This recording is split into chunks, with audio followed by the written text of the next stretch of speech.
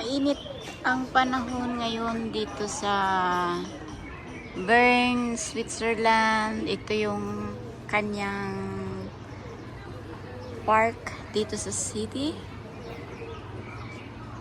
At pag ako ay pumunta doon sa may nakikita mo doon ang ilog. Ang galing ng idea ng mga, hindi ko alam kung Chinese ba yan, Filipino, o doon sila nagtanghalian.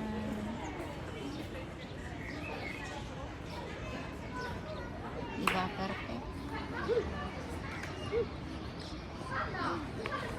At ako'y nakaupo lang dito, nagmamasid sa mga tao. Nagmamasid-masid lang ako. Ako ay isang CCTV kuno.